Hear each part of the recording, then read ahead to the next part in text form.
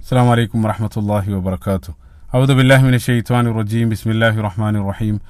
അൽഹംദുലില്ലാഹി റബ്ബിൽ ആലമീൻ. വസ്സലാത്തു വസ്സലാമു അലാ റസൂലില്ലാഹ് വഅലാ ആലിഹി വസഹ്ബിഹി അജ്മഈൻ. അമ്മാ ബഅദ്. റബ്ബി ഇശ്റഹ് ലി സദ്രി വയസ്സിർ ലി അംരി വഹ്ലുൽ ഉഖ്ദതം മിൻ ലിസാനി യഫ്ഖഹു ഖൗലി. സഹോദരങ്ങളെ, റസൂലുള്ളാഹി സ്വല്ലല്ലാഹു അലൈഹി വസല്ലമയുടെ ജീവചരിത്രം സീറത്തുൻ നബവിയ്യ ഒരു വിഷയത്തിൻ്റെ തുടർച്ചയെന്നോണം 36ാമത്തെ ഒരു ഭാഗത്ത്, അപ്പോൾ കഴിഞ്ഞ ഭാഗത്ത് നമ്മൾ സംസാരിച്ചു കൊണ്ടിരുന്നത് അബൂ ത്വാലിബിൻ്റെ മരണശേഷം ഇസ്രാ മിഅ്റാജ് യാത്രകൾക്കെല്ലാം ശേഷം റസൂലുള്ള ഒരു സംരക്ഷകനെ തേടി ഹജ്ജ് വേളയിൽ വ്യത്യസ്ത ഗോത്രങ്ങളെ സമീപിക്കാൻ ബനു ആമിർ ബിൻ സഅസ, ബനു ഷൈബാൻ ബിൻ സഅലബ, ഇതേ രൂപത്തിലുള്ള പ്രധാനപ്പെട്ട ചില ഗോത്രങ്ങളുമായിട്ട് റസൂലുള്ളാഹി സ്വല്ലല്ലാഹു അലൈഹി വസല്ലം നടത്തിയ സംഭാഷണം അതെല്ലാം കഴിഞ്ഞ ഭാഗത്ത് വിശദമായിട്ട് സൂചിപ്പിച്ചു.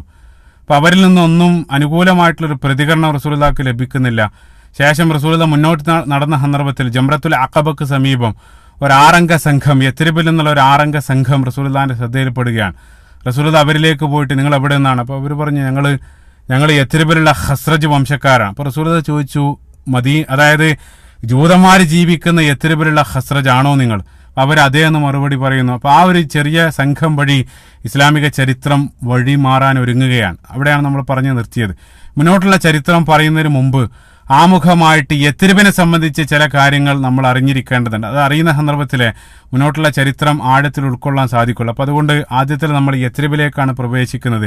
എങ്ങനെയാണ് ആ ഒരു പ്രദേശം, എന്തുകൊണ്ടാണ് ആ ഒരു പ്രദേശത്തെ അല്ലാഹു സുബ്ഹാനഹു വ തആല ഹിജ്റക്ക് വേണ്ടി തിരഞ്ഞെടുക്കാനുള്ള കാരണം, അല്ലെങ്കിൽ യത്രിബാകുന്ന ആ പ്രദേശം ഏത് രൂപത്തിലാണ് റസൂലുള്ളാഹി സ്വല്ലല്ലാഹു അലൈഹി വസല്ലമക്ക് അനുകൂലമായി തീർന്നത്, അല്ലെങ്കിൽ വളരെ നിർണായകമായിട്ടുള്ള ഒരു സാഹചര്യത്തിൽ അല്ലാഹു സുബ്ഹാനഹു വ തആല അവന്റെ പ്രവാചകൻ അല്ലെങ്കിൽ റസൂലുള്ളാഹിനെ സഹായിക്കാൻ അല്ലെങ്കിൽ ദീനിനെ സഹായിക്കാൻ വേണ്ടി അല്ലാഹു സുബ്ഹാനഹു വ തആല തെരഞ്ഞെടുത്ത പ്രദേശമാണ് യത്രിബ്. എന്തുകൊണ്ടാണ് ഇത്രയും മറ്റുള്ള പ്രദേശങ്ങളുണ്ടായിട്ടും യത്രിബിന് അല്ലാഹു സുബ്ഹാനഹു വ തആല എന്തുകൊണ്ടാണ് തെരഞ്ഞെടുക്കാനുള്ള കാരണം? അത് നമ്മൾ ഒരല്പം മനസ്സിലാക്കിയിരിക്കേണ്ടതുണ്ട്.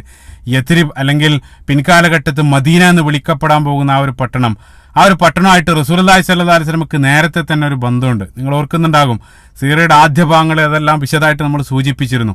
യത്രിബിലുള്ള ബനൂ നജാർ ഗോത്രക്കാരിൽ നിന്നും റസൂലുള്ളാഹിന്റെ പിതൃവ്യന്മാരിൽ ഒരാളായിരുന്ന ഹാഷിം അവിടെ നിന്നാണ് വിവാഹം കഴിക്കുന്നത്.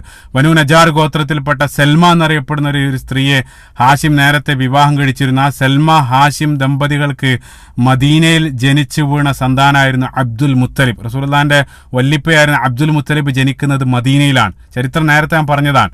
അതേപോലെ റസൂലുള്ളാഹി സ്വല്ലല്ലാഹു അലൈഹി വസല്ലമയുടെ പിതാവ് അവിടെ മരണപ്പെടുന്നുണ്ട്. പിന്നീട് പിതാവിന്റെ ഖബർ സന്ദർശിക്കാൻ വേണ്ടി റസൂലുള്ള മാതാവിനോടൊപ്പം യത്രിബിലേക്ക് ചെറുപ്പത്തിൽ പോയിരുന്നു. അവിടെ സന്ദർശിച്ച് തിരിച്ചു വരുന്ന സന്ദർഭത്തിൽ ആ വഴി മധ്യേ മാതാവ് മരണപ്പെട്ട ചരിത്രമെല്ലാം നേരത്തെ നമ്മൾ വിശദീകരിച്ചതാണ്. അപ്പൊ ഈ രൂപത്തിലെല്ലാം റസൂലുള്ളാഹി സ്വല്ലല്ലാഹു അലൈഹി വസല്ലമക്ക് നേരത്തെ തന്നെ യത്രിബുമായിട്ടൊരു ബന്ധം ഉണ്ടായിരുന്നു. അതുകൊണ്ടാണ് ആ ബനൂ നജാർ ഗോത്രത്തിൽപ്പെട്ട ഒരാളാണ് റസൂലുള്ളാഹി ഇനി ഉടനെ തന്നെ ഹിജറ ചെയ്ത് മദീനയിലേക്ക് എത്തുന്ന സന്ദർഭത്തിൽ റസൂലുള്ളാഹിനെ സ്വീകരിക്കുന്നത് ബന്ധുവായ അബൂ അയ്യൂബുൽ അൻസാരി റളിയല്ലാഹു അൻഹു ആണ്. റസൂലുള്ളാഹി സ്വല്ലല്ലാഹു അലൈഹി വസല്ലം ആ രൂപത്തിലൊരു ബന്ധമുണ്ട്. അത് മാത്രമല്ല, യത്രിബിന് ഭൂമിശാസ്ത്രപരമായിട്ട് അറേബ്യയിലെ മറ്റൊരു പ്രദേശത്തിനില്ലാത്ത ചില സവിശേഷതകൾ യത്രിബിന് ഭൂമിശാസ്ത്രപരമായിട്ടുണ്ട്. അതെന്താന്ന് വെച്ചാൽ, ഇപ്പൊ യത്രിബ് എന്നുള്ളത് യത്രിബ് പട്ടണം അല്ലെങ്കിൽ മദീന ഒരു കോട്ട പോലെയുള്ള ഒരു പ്രദേശമാണ്. ഒരു കോട്ട പോലെ സംരക്ഷിതമായിട്ടുള്ള ഒരു പട്ടണമാണ് മദീന. മദീനയുടെ അല്ലെങ്കിൽ യത്രിബിന്റെ കിഴക്കും പടിഞ്ഞാറും കൂർത്ത കറുത്ത അഗ്നിപർവ്വത പാറകളാൽ ആവരണം ചെയ്യപ്പെട്ടിരിക്കുകയാണ്. അത് ഈ കാലഘട്ടത്തിൽ ഇപ്പൊ ഹറ ഷർഖിയ, ഹറ ഗർബിയ എന്നുള്ള പേരിൽ പ്രസിദ്ധമാണ്. ഇപ്പൊ നമ്മൾ മദീനയിലേക്ക് ഫ്ലൈറ്റിലെല്ലാം ഇന്ന് യാത്ര ചെയ്യുന്ന സന്ദർഭത്തിൽ നമ്മൾ മദീനയിലേക്ക് ഫ്ലൈറ്റിൽ നിന്ന് നോക്കിയാൽ അതിന്റെ മദീനയുടെ ഒരു ഏരിയൽ വ്യൂ നമ്മൾ നോക്കുകയാണ്. വളരെ കൃത്യമായിട്ട് ഈ 2 ഭാഗങ്ങൾ ഉടനീളം കറുത്ത പാറകൾ കാണാൻ സാധിക്കും. കറുത്ത അഗ്നിപർവ്വത പാറകൾ. നമുക്കൊരു അഗ്നിപർവ്വതം ആ ലാവ ഒഴുകിയെത്തി പിന്നീട് അത് പാറയായിട്ട് രൂപാന്തരം പ്രാപിക്കാറുണ്ട്. ആ രൂപത്തിലുള്ള കറുത്ത പാറകൾ, കൂർത്ത പാറകൾ, അതുവഴി ഒരിക്കലും മദീനയിലേക്ക് പുറത്തുനിന്നൊരു സൈന്യത്തിന് പ്രവേശിക്കാൻ സാധ്യമല്ല. കൂർത്ത പാറകളായതുകൊണ്ട് തന്നെ ഒട്ടകത്തിനും കുതിരക്കൊന്നും അതിലൂടെ യാത്ര ചെയ്യാൻ നന്നേ പ്രയാസമാണ്. അപ്പൊ അതിലൂടെ ഒരിക്കലും മദീനയിലേക്ക് പുറത്തുനിന്ന് ഒരിക്കലും ഒരു സൈനിക മുന്നേറ്റം അസാധ്യമാണ്. അപ്പൊ ഈ 2 ഭാഗങ്ങൾ കിഴക്കും പടിഞ്ഞാറും ആ രൂപത്തിലാണ്. അതേപോലെ തന്നെ തെക്ക് ഭാഗത്തുടനീളം തിങ്ങി നിറഞ്ഞ ഈന്തപ്പന തോട്ടങ്ങളാണ്. പ്രത്യേകം മനസ്സിലാക്കുക, മദീനയിലുള്ള ആളുകൾ അവരെ സംബന്ധിച്ചിടത്തോളം, ഇപ്പൊ മക്കയിലുള്ള ആളുകളെ സംബന്ധിച്ചിടത്തോളം അവരുടെ ഉപജീവന മാർഗം എന്നുള്ളത് കച്ചവടമാണ്. രഹലത്ത ശിത്വ വസൈഫ്. അതേ സന്ദർഭത്തിൽ നേർവിരുദ്ധമായിട്ട് മദീനയിലുള്ള ആളുകളെ സംബന്ധിച്ചിടത്തോളം അവരുടെ പ്രധാനപ്പെട്ട ഉപജീവന മാർഗം എന്നുള്ളത് കൃഷിയായിരുന്നു. അവരുടെ ഉപജീവന മാർഗം ഈന്തപ്പന കൃഷിയാണ്. അപ്പൊ അതുകൊണ്ട് തന്നെ തെക്ക് ഭാഗത്തുടനീളം തിങ്ങി നിറഞ്ഞു കിടക്കുന്ന ഈന്തപ്പന തോട്ടങ്ങളാണ്. പിന്നെ ആ ഒരു ഭാഗത്തൂടെയും സൈനിക മുന്നേറ്റം മദീനയിലേക്ക് നടത്താൻ സാധ്യമല്ല.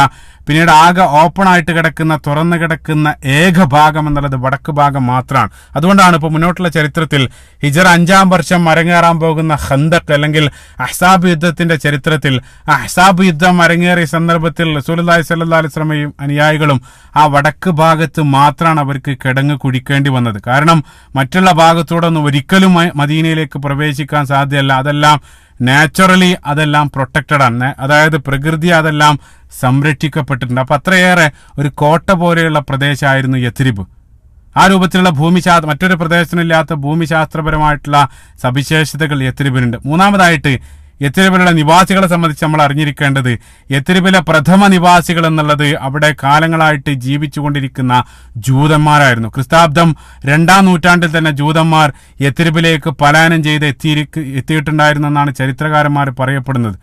അറേബ്യൻ ഉപദ്വീപിൽ, കഴിഞ്ഞ ഭാഗത്ത് ഞാൻ പറഞ്ഞു, അറേബ്യൻ ഉപദ്വീപിൽ ഇജാസ് പ്രവിശ്യയിൽ ജൂതന്മാർ ജീവിച്ചിരുന്ന ഏക പ്രദേശം യത്രിബിലുള്ള ഖൈബറാണ്. അവിടെ അവരെ കോട്ടകളെല്ലാം പണിത് കാലങ്ങളായിട്ട് അവരവിടെ ജീവിച്ചുകൊണ്ടിരിക്കുകയാണ്. പ്രധാനപ്പെട്ട 3 ജൂത ഗോത്രങ്ങളാണ് യത്രിബിൽ ഉണ്ടായിരുന്നത്. പ്രത്യേകം ഓർത്തു വെക്കുക, ബനു ഖുറൈള, ബനു നളീർ, ബനു ഖൈനുഖ. ഈ പ്രധാനപ്പെട്ട 3 ജൂത ഗോത്രങ്ങളാണ് യത്രിബിൽ ഉണ്ടായിരുന്നത്. കാലങ്ങളായിട്ട് അവിടെ ജീവിച്ചുകൊണ്ടിരിക്കുകയാണ്. എങ്ങനെയാണ് ജൂതന്മാർ അങ്ങോട്ട് എത്തിയത്, ആ ഒരു ചരിത്രം മറ്റൊന്നാണ്. ഇൻഷാ അല്ലാഹ് അത് പിന്നീട് നമ്മൾ ഈ ഹിജ്റയ്ക്ക് ശേഷമുള്ള ആ ചരിത്രം, മദീനയുടെ ചരിത്രം ആരംഭിക്കുന്ന സന്ദർഭത്തിൽ അവിടെ നമുക്ക് സൂചിപ്പിക്കാവുന്നതാണ്. അപ്പൊ ഇവിടെ നമ്മൾ പരിശോധിക്കുന്നത് ഈ 3 ജൂത ഗോത്രങ്ങൾക്ക് പുറമെ യത്രിബിൽ ജീവിച്ചുകൊണ്ടിരുന്ന മറ്റു 2 പ്രധാനപ്പെട്ട ഗോത്രങ്ങളായിരുന്നു ഔസും ഖസ്റജും. ബനു ഔസും ബനു ഖസ്റജും ഗോത്രക്കാർ. അതിൽ ഖസ്റജാണ് ഏറ്റവും വലിയ ഗോത്രം, ഔസ് എന്നുള്ളത് ചെറിയ ഗോത്രമാണ്. ഈ 2 ഗോത്രക്കാര് അവർ പിൻകാലഘട്ടത്തിൽ യമനിൽ നിന്നും യത്രിബിലേക്ക് കുടിയേറി പാർത്ത ആളുകളാണ്. അതായത് യത്രിബിലെ പ്രഥമ നിവാസികൾ ജൂതന്മാരാണ്. ഈ 2 ആളുകൾ, അതായത് ഔസും ഖസ്റജും, യമനിൽ നിന്നും പിൻകാലഘട്ടത്തിൽ യത്രിബിലേക്ക് കുടിയേറി വന്ന ആളുകളാണ്. യമനിലുള്ള ഖഹ്താൻ വംശജരായിട്ടുള്ള അറബികളാണ് ഈ ഔസും ഖസ്റജും ഗോത്രക്കാർ. ഖഹ്താൻ, അദ്നാനെല്ലാം ആദ്യത്തിൽ 4-ാമത്തെ ഭാഗത്ത് സ്ലൈഡെല്ലാം വെച്ച് നമ്മൾ വിശദീകരിച്ചത് ഓർക്കുന്നുണ്ടാകും. അപ്പൊ മക്കയിലുള്ള ആളുകൾ, ഖുറൈശികളും റസൂലുള്ളാഹി സ്വല്ലല്ലാഹു അലൈഹി വസല്ലമയും മുഹാജിറുകളെല്ലാം പ്രധാനമായിട്ട് അവർ അദ്നാനി അറബികളാണ്. അതേ സന്ദർഭത്തിൽ ഔസും ഖസ്റജും തികച്ചും വ്യത്യസ്തമായിട്ടുള്ള ഖഹ്താൻ വംശജരിലാണ് അവർ കടന്നു വരുന്നത്. യമനിൽ നിന്നാണ് അവർ വരുന്നത്. യമനികളെ സംബന്ധിച്ച് റസൂലുള്ളാഹി സ്വല്ലല്ലാഹു അലൈഹി വസല്ലം പൊതുവെ യമനിലുള്ള ആളുകൾ അവർ നല്ല ഹൃദയത്തിന്റെ ഉടമകളാണ്, അവർ അഹങ്കാരമില്ലാത്ത ആളുകളാണ്, അവർ സത്യത്തെ പെട്ടെന്ന് അവർ സ്വീകരിക്കുന്നതാണെന്നല്ല റസൂലുള്ളാഹി യമനികളെ പ്രശംസിച്ച് പറയപ്പെട്ട ഒരു ഹദീസ് തന്നെ കാണാൻ സാധിക്കും. ആ ക്വാളിറ്റികൾ അൻസാറുകളിലൂടെ പ്രതിഫലിക്കുന്നതായിട്ടെല്ലാം കാണാൻ സാധിക്കുന്നുണ്ട്. സ്വഹീഹുൽ ബുഖാരിയിലും സ്വഹീഹ് മുസ്ലിമിലും ഒരുപോലെ ഉദ്ധരിക്കപ്പെട്ട ഒരു ഹദീസിൽ റസൂലുള്ളാഹി പറയുന്നുണ്ട്, നിങ്ങളിലേക്ക് യമനിൽ നിന്നുള്ള ആളുകൾ വന്നിട്ടുണ്ട്, അവര് ലോലഹൃദയരായിട്ടുള്ള ആളുകളാണ്, അതേപോലെ തന്നെ മൃദുലമായിട്ടുള്ള മനസ്സിന്റെ ഉടമകളാണ് യമനികൾ എന്ന് റസൂലുള്ളാഹി ഹദീസിൽ പ്രത്യേകമായിട്ട് അൽ ഈമാനു യമാനിൻ വൽ ഹിക്മത്തു യമാനിയ റസൂലുള്ളാഹി ഹദീസിൽ പറയുന്നുണ്ട്. ഈമാൻ എന്നുള്ളത് യമനിൽ നിന്നുള്ളതാണ്, അറിവ് അല്ലെങ്കിൽ ഹിക്മത്ത് യമനിൻ്റെതാണെന്ന് റസൂലുള്ളാഹി പ്രത്യേകമായിട്ട് യമനിലുള്ള ആളുകളെ പ്രശംസിക്കുന്നതായിട്ടെല്ലാം ഹദീസിൽ കാണാൻ സാധിക്കും. അല്ലാഹു സുബ്ഹാനഹു വ തആല ഈ ഒരു കാലഘട്ടത്ത് അവിടെ എന്താണ് നടന്നുകൊണ്ടിരിക്കുന്നത് നമുക്കറിയാം. അല്ലാഹു സുബ്ഹാനഹു വ തആല ആ ഒരു ജനതയ്ക്ക് എളുപ്പം പ്രദാനം ചെയ്യുമാറാകട്ടെ. അല്ലാഹു ആമീൻ. അപ്പൊ യമനിൽ നിന്നുള്ള ഖഹ്താനി വംശജരായിട്ട് പിന്നീട് യത്രിബിലേക്ക് കുടിയേറി പാർത്ത ആളുകളാണ് ഔസും ഖസ്റജും ഗോത്രക്കാർ. എന്തുകൊണ്ടാണ് യമനിൽ നിന്നും അവർ കുടിയേറി യത്രിബിലേക്ക് എത്താനുള്ള കാരണം? ചരിത്രകാരന്മാർ 2 പ്രധാനപ്പെട്ട കാരണങ്ങൾ പറയുന്നുണ്ട്. ഒന്നാമത്തെ കാരണം, യമനിലുള്ള ആ സബ ഗോത്രത്തിന്റെ മആരിബ് അണക്കെട്ട് തകർന്ന സന്ദർഭത്തിൽ, ഞാൻ നേരത്തെ പറഞ്ഞതാണ്, ആ അണക്കെട്ട് തകർന്ന സന്ദർഭത്തിൽ അതുമൂലമുണ്ടാക്കിയ കെടുതികൾ കാരണമാണ് മൊത്തത്തിൽ അവർ യത്രിബിലേക്ക് ദേശാടനം ചെയ്തെത്തിയത്. അതാണ് പ്രധാനപ്പെട്ട അഭിപ്രായമായിട്ട് ചരിത്രകാരന്മാർ സൂചിപ്പിക്കുന്നത്. രണ്ടാമതായിട്ട് പറയപ്പെടുന്നത്, ഇപ്പൊ നമുക്കൊരു അക്കാലഘട്ടത്തെ ഏറ്റവും വലിയ 2 സാമ്രാജ്യങ്ങൾ റോമും പേർഷ്യയും, അതിൽ റോമക്കാരുടെ യമനിലേക്കുള്ള അധിനിവേശത്തിന്റെ ഫലമായിട്ടുള്ള പ്രതികൂലമായിട്ടുള്ള രാഷ്ട്രീയ സാഹചര്യങ്ങൾ കാരണമാണ് അവർ കൂട്ടപ്പാലായനം ചെയ്ത് ആ കൂട്ടപ്പാലായനം ചെയ്യാൻ അവർ നിർബന്ധിതരാകുമായിരുന്നു. അങ്ങനെ യമനിൽ നിന്നും അവർ യത്രിബിലേക്ക് എത്തി. ഈ രൂപത്തിലുള്ള 2 അഭിപ്രായങ്ങളാണ് ചരിത്രകാരന്മാർ സൂചിപ്പിച്ചതായിട്ട് കാണാൻ സാധിക്കുക. അപ്പൊ ഏതായിരുന്നാലും മനസ്സിലാക്കിയിരിക്കേണ്ട ഒരു കാര്യം അതായത് പ്രഥമ നിവാസികൾ എന്നുള്ളത് ജൂതന്മാരായിരുന്നു. ഔസും ഖസ്റജും യമനിൽ നിന്നും കുടിയേറി പാർത്ത ഈ ഖഹ്താൻ ഗോത്രത്തിൽപ്പെട്ട 2 വംശജരാണ്. അപ്പൊ ജൂതന്മാരായിരുന്നു അവിടെ ഉണ്ടായിരുന്ന ആദിമ നിവാസികൾ. അതുകൊണ്ട് തന്നെ ജൂതന്മാർക്കായിരുന്നു അവിടെ മേൽക്കോയ്മ ഉണ്ടായിരുന്നത്. അങ്ങനെയാണല്ലോ. അപ്പോൾ ആ ഒരു ജാഹിലിയത്ത് ഈ ഒരു കാലഘട്ടത്തും കാണാൻ സാധിക്കും. ഞങ്ങളാണ് ഈ നാട്ടിൽ ആദിമ നിവാസികൾ, നിങ്ങൾ പിന്നീട് കടന്നു വന്നവരാണ്, അതുകൊണ്ട് നിങ്ങൾക്ക് അവകാശമില്ല എന്ന് പറഞ്ഞ് പീഡിപ്പിക്കപ്പെടുന്ന അത്തരത്തിലുള്ള ചരിത്രം, അതായത് എമിഗ്രൻസ്, പിൻകാലഘട്ടത്തിൽ പലായനം ചെയ്യപ്പെട്ട ആളുകൾക്ക് ലോകത്തുടനീളം അവർ പ്രയാസങ്ങൾ അനുഭവിച്ചു കൊണ്ടിരിക്കുകയാണ്. അത് യഥാർത്ഥത്തിൽ ആ ഒരു ജാഹിലിയത്ത് അതേ രൂപത്തിൽ അല്ലെങ്കിൽ മറ്റു രൂപത്തിൽ നമ്മുടെ ഈ ഒരു ആധുനിക കാലഘട്ടത്തും നിലനിൽക്കുന്നതായിട്ട് കാണാൻ സാധിക്കും. അപ്പൊ ജൂതന്മാർക്ക് അവിടെ ആധിപത്യം ഉണ്ടാകാനുള്ള ഒന്നാമത്തെ കാരണം അവരവിടെ പ്രഥമ നിവാസികളാണ്. രണ്ടാമത്തെ ഒരു കാരണം, അവിടെ ഉണ്ടായിരുന്ന ജൂതന്മാർ അവർ അക്ഷരജ്ഞാനമുള്ള ആളുകളാണ്. അവർക്ക് വേദഗ്രന്ഥമുണ്ട്, അവർക്ക് പ്രവാചകന്മാരെല്ലാം ഉണ്ട്. അപ്പൊ അതുകൊണ്ട് തന്നെ അവര് ഈ ഔസ് ഹസ്രജ് ഗോത്രത്തെക്കാളെല്ലാം ഒരുപടി മുന്നിലാണ്. അപ്പൊ അതുകൊണ്ട് തന്നെ പല സന്ദർഭത്തിലും ഔസും ഹസ്രജ് എല്ലാം ഈ ജൂതന്മാരുമായിട്ട് പല സമയത്തും അവർ യുദ്ധത്തിൽ ഏർപ്പെട്ടിരുന്നു.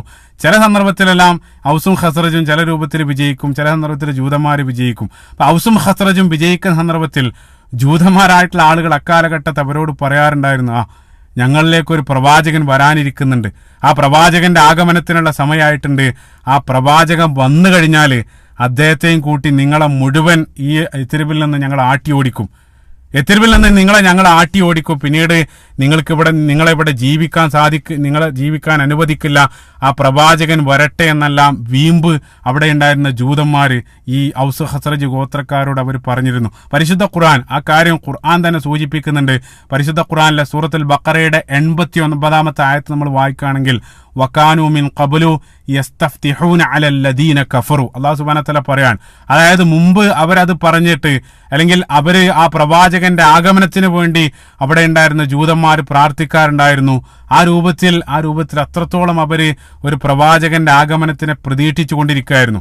അപ്പൊ അവരത്രയേറെ മനസ്സിലാക്കി, അവർക്ക് വ്യക്തമായി കാലങ്ങളായിട്ട് അവര് പ്രതീക്ഷിച്ചു കൊണ്ടിരിക്കുന്ന ആ പ്രവാചകൻ അവരിലേക്ക് വന്ന സന്ദർഭത്തിൽ ഫലമ്മാ ജാഅഹും മാ അറഫു കഫറു ബിഹി, അവർക്കറിയാവുന്ന ആ പ്രവാചകൻ അവരിലേക്ക് എത്തിയ സന്ദർഭത്തിൽ അവർ കളവാക്കുകയും ചെയ്തു. അതാണ് ആയത്തിൽ അല്ലാഹു സുബ്ഹാനഹു വ തആല പറയുന്നത്. ഈ ഒരു കാര്യം പല സന്ദർഭത്തിലും പറഞ്ഞ് അവർ ഔസും ഹസ്രജും ഗോത്രത്തെ അവർ പല രൂപത്തിലായിട്ട് പല സന്ദർഭത്തിലും ഭീഷണിപ്പെടുത്താറുണ്ടായിരുന്നു. അപ്പൊ ഇത്തരത്തിലുള്ള ജൂത സമീപനങ്ങളെല്ലാം കണ്ടും കേട്ടെല്ലാം ജീവിക്കുന്നത് കൊണ്ട് തന്നെ ഈ ഔസ് ഹസ്രജ് ഗോത്രക്കാർക്ക് അറേബ്യയിലുള്ള മറ്റു ഗോത്രങ്ങളിൽ നിന്നും വ്യത്യസ്തമായിട്ട് അവർക്ക് ഇപ്പൊ വേദഗ്രന്ഥത്തെ സംബന്ധിച്ചും പ്രവാചകന്മാരെ സംബന്ധിച്ചെല്ലാം അവർക്ക് നല്ല പരിചയം ഉണ്ടായിരുന്നു. സുബ്ഹാനല്ലാഹ്, അല്ലാഹു സുബ്ഹാനഹു വ തആല അവരെ പ്രിപ്പയർ ചെയ്ത് കൊണ്ടുവരാൻ. പക്ഷെ അതേ സന്ദർഭത്തിൽ ജൂതന്മാർക്കുള്ള പലതും ഞങ്ങൾക്കില്ലല്ലോ എന്നുള്ള ഒരു അപകർഷതാബോധം, അതായത് ജൂതന്മാർക്ക് പ്രവാചകന്മാരുണ്ട്, വേദഗ്രന്ഥമുണ്ട്, അതൊന്നും ഞങ്ങൾക്കില്ല, അതില്ലാത്തത് കൊണ്ടാണല്ലോ ഈ രൂപത്തിൽ ഞങ്ങൾ പല സന്ദർഭത്തിലും പരിഹസിക്കപ്പെടുന്ന ആ രൂപത്തിലുള്ള ഒരു ചിന്തയെല്ലാം പല സന്ദർഭത്തിലും ഔസ് ഹസ്രജ് ഗോത്രക്കാരെ വേട്ടയാടിയിരുന്നു. അതേപോലെ തന്നെ ഞാൻ പറഞ്ഞു, പല സന്ദർഭത്തിലായിട്ട് ഈ ഔസും ഹസ്രജ് ജൂതന്മാരുമായിട്ട് യുദ്ധത്തിൽ ഏർപ്പെട്ടിരുന്നു. അത് പോരാത്തതിന് ഈ ഔസും ഹസ്രജും ഈ രണ്ട് ഗോത്രങ്ങൾ തന്നെ പരസ്പരം പല സന്ദർഭത്തിലായിട്ട് വളരെ ഘോരമായിട്ടുള്ള യുദ്ധങ്ങൾ അവർക്കിടയിലും അരങ്ങേറിയിരുന്നു. ആ രൂപത്തിൽ ഔസിനും ഹസ്രജിനും ഇടയിൽ പൊട്ടിപ്പുറപ്പെട്ട പ്രധാനപ്പെട്ട ഒരു യുദ്ധമാണ് ഹർബുൽ ബുആസ് എന്നറിയപ്പെടുന്ന ഒരു യുദ്ധം, ബുആസ് യുദ്ധം. ആ യുദ്ധം നടക്കുന്നത് റസൂലുള്ളാഹി സ്വല്ലല്ലാഹു അലൈഹി വസല്ലം ഹിജ്റക്ക് ഒരു 4-5 വർഷം മുമ്പാണ് ഹർബുൽ ബുആസ് മദീനയിൽ നടക്കുന്നത്. ആ ഹർബുൽ ബുആസ് അവിടെ അരങ്ങേറിയ സന്ദർഭത്തിൽ, ഹർബുൽ ബുആസ് ഔസും ഹസ്രജും തമ്മിലാണ് നടക്കുന്നത്. ആ യുദ്ധം അരങ്ങേറിയ സന്ദർഭത്തിൽ ഈ രണ്ട് വിഭാഗത്തിൽ നിന്നും, രണ്ട് ഗോത്രത്തിൽ നിന്നും പ്രധാനപ്പെട്ട നിരവധി ആളുകൾ ആ യുദ്ധത്തിൽ മരണപ്പെട്ടു. പ്രധാനമായിട്ടും ആ ഗോത്രത്തിലുണ്ടായിരുന്ന അവരുടെ സീനിയർ നേതാക്കൾ മുഴുവൻ, തലമുതിർന്ന നേതാക്കൾ മുഴുവൻ ആ ബുആസ് യുദ്ധത്തിൽ മദീനയിൽ മരണപ്പെടുകയാണ്. ചിന്തിച്ചു നോക്കുക, അതായത് എങ്ങനെയാണ് അല്ലാഹു സുബ്ഹാനഹു വ തആല ആ ഒരു പ്രദേശത്തെ റസൂലുള്ളാഹിക്ക് അനുകൂലമാക്കി കൊണ്ടുവരുന്നതെന്ന് നമ്മൾ ചിന്തിച്ചു നോക്കുക. അപ്പൊ അവിടെയുള്ള സീനിയർ നേതാക്കൾ മുഴുവൻ ആ ബുആസ് യുദ്ധത്തിൽ മരണപ്പെട്ടു. പിന്നീട് അവശേഷിച്ചിരുന്ന ഏക സീനിയർ ലീഡർ അബ്ദുല്ലാഹിബ്നു ഉബയ്യബ്നു സുലൂൽ ലഅനഹുല്ലാഹ്, അദ്ദേഹം മാത്രമായിരുന്നു പിന്നീട് ബാക്കിയായിരുന്നത്. അദ്ദേഹത്തിന് ഇനി ഒരാളുടെയും എതിർപ്പില്ലാതെ ഏകപക്ഷീയമായിട്ട് അവിടെ നേതാവായിട്ട് ഉയരാൻ സാധിക്കും. കാരണം ബാക്കിയുള്ള ആളുകളെല്ലാം മരണപ്പെട്ടിട്ടുണ്ട്. അപ്പൊ അദ്ദേഹം നേതാവായിട്ട് സ്ഥാനമേൽക്കാൻ ഇരിക്കുന്ന ആ ഒരു സാഹചര്യത്തിലാണ് റസൂലുള്ളാഹി സ്വല്ലല്ലാഹു അലൈഹി വസല്ലം ഹിജ്റ ചെയ്ത് മദീനയിലേക്ക് എത്തുന്നത്. റസൂലുള്ളാഹി എത്തിയതോടുകൂടെ പിന്നീട് അവിടെയുള്ള ആളുകൾ മുഴുവൻ റസൂലുള്ളാഹിനെ നേതാവായിട്ട് തെരഞ്ഞെടുത്തു. അപ്പൊ അതുകൊണ്ട് ആ ഒരു അമർഷം അല്ലെങ്കിൽ ആ ഒരു അഹങ്കാര നിമിത്താണ് പിൻകാലഘട്ടത്തിൽ അബ്ദുല്ലാഹ് ഇബ്നു ഉബയ്യ് മുനാഫിക്കുകളുടെ നേതാവായിട്ട് ചരിത്രത്തിൽ കടന്നു വരാനുള്ള കാരണം. അത് ഇൻഷാ അല്ലാഹ് മറ്റൊരു ചരിത്രം, അത് പിന്നീട് പറയാം. ബുആസ് യുദ്ധം, ഔസും ഖസ്റജും അവർക്കിടയിൽ ഉണ്ടായിരുന്ന ഈ ബുആസ് യുദ്ധം, ആ ബുആസ് യുദ്ധം കാരണം പ്രായം ചെന്ന അവരുടെ മുഴുവൻ നേതാക്കളും അതിൽ മരണപ്പെടാൻ. ഇനി അവശേഷിക്കുന്നത് അതായത് ഇനി അവശേഷിക്കുന്നത് ഒരു യുവ സമൂഹം മാത്രമാണ് അവിടെ അവശേഷിക്കുന്നത്. ന്യൂജൻ പിള്ളേർ മാത്രമാണ് അവിടെ ബാക്കിയുള്ളത്. ആ പുതിയ തലമുറ എന്നുള്ളത് ഈ ജാഹിലിയത്തിന്റെ ഭീകരത അതെല്ലാം അവർ കണ്ട് മടുത്ത ആളുകളാണ്. അതായത് സ്വന്തം ഗോത്രങ്ങൾ തമ്മിൽ പരസ്പരം അവർ തമ്മിൽ തല്ലി, അവർക്ക് ആ തമ്മിൽ തല്ലൽ കാരണം പല ആളുകൾക്ക് അവർക്ക് പിതാക്കളെയും സഹോദരങ്ങളെയും എല്ലാം നഷ്ടപ്പെട്ടിട്ടുണ്ട്. അപ്പൊ ഈ യുദ്ധം എല്ലാം കണ്ട്, ഈ ബുആത്ത് യുദ്ധം 4ഓളം വർഷം നീണ്ടു നിൽക്കുന്ന യുദ്ധമാണ്, അത് കണ്ടവർ മടുത്തിട്ടുണ്ട്. അപ്പൊ അത്തരത്തിൽ അത് കണ്ടു മടുത്ത ഒരു യുവജനത തീർച്ചയായിട്ടും തങ്ങൾക്ക് വിമോചനം നൽകുന്ന ഒരു പുതിയ ആദർശം അവരുടെ മുമ്പിൽ സമർപ്പിക്കപ്പെട്ടാൽ തീർച്ചയായിട്ടും അവരത് പെട്ടെന്ന് സ്വീകരിക്കും. പൊതുവെ നമുക്കറിയാം, ഒരു സമൂഹത്തിൽ പല സന്ദർഭത്തിലും പഴയ ആളുകൾ, പ്രായം ചെന്ന ആളുകളാണ് ആ പാരമ്പര്യത്തെ പുറുകെ പിടിച്ച് ആ പാരമ്പര്യമാകുന്ന ആ സർക്കിളിൽ നിന്നും പുറത്തു കടക്കാൻ വിമുഖത കാണിക്കുന്ന ആളുകൾ പലപ്പോഴും സമൂഹത്തിലുള്ള പ്രായം ചെന്ന ആളുകളായിരിക്കും. യുവത്വം എന്നുള്ളത് ഏത് സന്ദർഭത്തിലും പുതിയൊരു തത്വങ്ങളിലേക്ക്, പുതിയ ചിന്തകളിലേക്ക് ഏറ്റവും കൂടുതൽ ആകർഷിക്കപ്പെടുന്നത് സമൂഹത്തിന്റെ മർമ്മമായിട്ടുള്ള യുവവിഭാഗമായിരിക്കും. അതുകൊണ്ടാണ് അതായത് നമുക്കറിയാം, ഏതൊരു സമൂഹത്തിലും വലിയ ചലനങ്ങൾ സൃഷ്ടിക്കുന്നത് യുവാക്കളാണ്. ഇപ്പൊ സൂറത്തുൽ കഹ്ഫിന്റെ ആ ചരിത്രത്തിൽ നമുക്കറിയാം, സൂറത്തുൽ കഹ്ഫിൽ ആ നാട്ടിൽ ആ രൂപത്തിലൊരു പ്രവണത അരങ്ങേറിയ സന്ദർഭത്തിൽ ആ ഒഴുക്കിനെതിരെ നിലകൊണ്ടത് ഒരു പറ്റം ചെറുപ്പക്കാർ മാത്രമായിരുന്നു. സുബ്ഹാനല്ലാഹ്. ആ രൂപത്തിലൊരു യുവജനത മദീനയിൽ പാകപ്പെട്ടിരുന്നു. സുബ്ഹാനല്ലാഹ്. ആ പാകപ്പെടുത്തിയത് യഥാർത്ഥത്തിൽ ആ ബുആത്ത് യുദ്ധമായിരുന്നു. അല്ലാഹു സുബ്ഹാനഹു വ തആല, അതായത് മറ്റൊരു രൂപത്തിൽ പറഞ്ഞാൽ മദീനയുടെ മണ്ണ് അല്ലാഹു സുബ്ഹാനഹു വ തആല റസൂലുള്ളാഹി സ്വല്ലല്ലാഹു അലൈഹി വസല്ലമക്ക് വേണ്ടി ആ ബുആത്ത് യുദ്ധത്തിലൂടെ പാകപ്പെടുത്തുകയായിരുന്നു. സുബ്ഹാനല്ലാഹ്. അതും റസൂലുള്ളാഹി സ്വല്ലല്ലാഹു അലൈഹി വസല്ലം പോലും അറിയാതെ. കാരണം ബുആത്ത് യുദ്ധം നടക്കുന്ന സന്ദർഭത്തിൽ റസൂലുള്ളാഹി സ്വല്ലല്ലാഹു അലൈഹി വസല്ലം മക്കയിൽ അബൂ ത്വാലിബ് ആ സന്ദർഭത്തിൽ ജീവിച്ചിരിക്കുന്നുണ്ട്. അബൂ ത്വാലിബ് എല്ലാം ജീവിച്ചിരിക്കുന്ന സന്ദർഭത്തിലെ അതിനുള്ള ഒരുക്കങ്ങൾ മദീനയിൽ അരങ്ങേറുണ്ടായിരുന്നുണ്ട്. സുബ്ഹാനല്ലാഹ്. അല്ലാഹു സുബ്ഹാനഹു വ തആല ഞാൻ നേരത്തെ പറഞ്ഞു, അല്ലാഹു സുബ്ഹാനഹു വ തആല കാര്യങ്ങൾ ചെയ്യുന്നത് അല്ലാഹു സുബ്ഹാനഹു വ തആലയുടെ യുക്തി എന്നുള്ളത് നമുക്കൊന്നും അറിയാത്ത രൂപത്തിലാണ് അല്ലാഹു സുബ്ഹാനഹു വ തആല കാര്യങ്ങൾ നീക്കിക്കൊണ്ടിരിക്കുക. മൂസാ നബി അലൈഹി സ്വലാത്തു വസ്സലാമയുടെ ചരിത്രത്തിൽ നമുക്കറിയാം, ഫിർഔൻ ആ നാട്ടിൽ ആ രൂപത്തിലൊരു പ്രഖ്യാപനം നടത്തിയ സന്ദർഭത്തിൽ അല്ലാഹു സുബ്ഹാനഹു വ തആല അല്ലാഹു കരുക്കൾ നീക്കിയ രൂപം. സുബ്ഹാനല്ലാഹ്. അതേ കൊട്ടാരത്തിൽ ഫിർഔന്റെ ഘാതകൻ ഫിർഔന്റെ കൈകളാൽ തന്നെ വളർത്തപ്പെടുകയാണ്. സുബ്ഹാനല്ലാഹ്. അപ്പൊ അത്രയേറെ ഈ ബുആത്ത് യുദ്ധം റസൂലുള്ളാഹി സ്വല്ലല്ലാഹു അലൈഹി വസല്ലമക്ക് യത്രിബിൽ അനുകൂലമായിട്ട് മാറുകയാണ്. അതുകൊണ്ടാണ് സ്വഹീഹുൽ ബുഖാരിയിൽ ആയിഷ റളിയല്ലാഹു അൻഹയിൽ എന്നുള്ള ഹദീസിൽ ആയിഷ റളിയല്ലാഹു അൻഹ പറയുന്നുണ്ട്, കാന യൗമ ബുആത്ത് യൗമൻ ഖദ്ദമഹുല്ലാഹു ലിറസൂലിഹി. ആയിഷ റളിയല്ലാഹു അൻഹ പറയാണ്, ബുആത്ത് യുദ്ധം റസൂലുള്ളാഹി സ്വല്ലല്ലാഹു അലൈഹി വസല്ലമക്ക് വേണ്ടി അല്ലാഹു സുബ്ഹാനഹു വ തആല നേരത്തെ ആസൂത്രണം ചെയ്ത സംഭവമായിരുന്നു. എന്നിട്ട് ആയിഷ റളിയല്ലാഹു അൻഹ ഹദീസിൽ പറയാണ്, മദീനയിലുള്ള പ്രമുഖ നേതാക്കളെല്ലാം ആ യുദ്ധത്തിൽ മരണപ്പെട്ടു. ആ ഒരു സന്ദർഭത്തിലാണ് റസൂലുള്ളാഹി സ്വല്ലല്ലാഹു അലൈഹി വസല്ലം അവരിലേക്ക് ആഗതനായത്.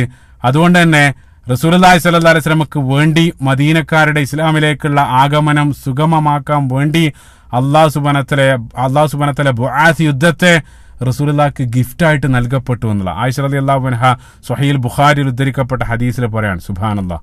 ആ ബുആത്ത് യുദ്ധത്തിന് മുമ്പ് തന്നെ, അതല്ലെങ്കിൽ റസൂലുള്ളാഹി സ്വല്ലല്ലാഹു അലൈഹി വസല്ലം ഈ ഒരു ഹജ്ജ് വേളയിൽ ഒരു 6 അംഗ സംഘത്തെ അവിടെ കണ്ടുമുട്ടുന്നതിന് മുമ്പേ റസൂലുള്ളാഹി മക്കയിൽ ആ 10ലധികം വർഷങ്ങളിൽ ആ ദഅവത്ത് നടത്തിക്കൊണ്ടിരിക്കുന്ന സന്ദർഭത്തിൽ തന്നെ യത്രിബിലുള്ള ചില ആളുകൾ, 1-2 ചില ആളുകൾ അവർ ഇസ്ലാം രഹസ്യമായിട്ട് സ്വീകരിച്ചിരുന്നു എന്ന് ചരിത്ര ഗ്രന്ഥങ്ങളിൽ കാണാൻ സാധിക്കും. സീറത്ത് ഇബ്നു ഹിശാമിൽ വായിക്കാൻ സാധിക്കും. അത്തരത്തിൽ നേരത്തെ തന്നെ യത്രിബിൽ നിന്നും ഇസ്ലാമിലേക്ക് കടന്നു വന്ന ഒരു വ്യക്തിയാണ് സുവൈദ് ഇബ്നു സ്വാമിത്ത് എന്നറിയപ്പെടുന്ന വ്യക്തി. അദ്ദേഹം യത്രിബിലെ ഒരു പ്രമുഖ നേതാവായിരുന്നു, കുലീനനാണ്, ശ്രേഷ്ഠനാണ്. അദ്ദേഹം നല്ലൊരു കവി കൂടെയായിരുന്നു. അതുകൊണ്ട് തന്നെ അവിടെയുള്ള യത്രിബിലുണ്ടായിരുന്ന ആളുകൾ അദ്ദേഹത്തെ വിളിച്ച ലഖബ്, അദ്ദേഹത്തിന് നൽകിയ വിളിപ്പേര് തന്നെ അൽ കാമിൽ, സമ്പൂർണ്ണൻ എന്നുള്ള ഒരു പേരിലാണ് അദ്ദേഹം അറിയപ്പെട്ടത്. അത്രയേറെ ശ്രേഷ്ഠനായിട്ടുള്ള ഒരു വ്യക്തിയാണ്. അപ്പൊ അദ്ദേഹം വളരെ നല്ലൊരു കവിയാണ്.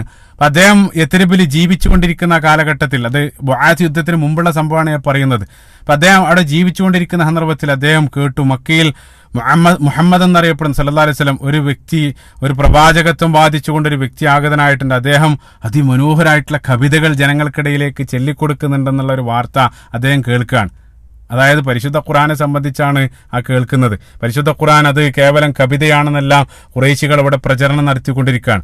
അത്തരത്തിലൊരു വാർത്ത അദ്ദേഹം മദീനയിൽ, അത് യത്രിബിലിരുന്ന് കേൾക്കുകയാണ്. അപ്പൊ അദ്ദേഹത്തിന് മക്കയിൽ പോയിട്ട് ഈ റസൂലുള്ളാഹി സ്വല്ലല്ലാഹു അലൈഹി വസല്ലമയെ കാണാൻ അതിയായിട്ടുള്ള ആഗ്രഹം വരാണ്. കാരണം എന്താന്ന് വെച്ചാൽ അദ്ദേഹവും എന്നെപ്പോലെ നല്ലൊരു കവിയാണല്ലോ. അപ്പോൾ ഒരേ ഫീൽഡിലുള്ള ആളുകൾ ആ രൂപത്തിലാണ് അദ്ദേഹം ചിന്തിക്കുന്നത് അദ്ദേഹത്തിന്റെ വീക്ഷണത്തിൽ.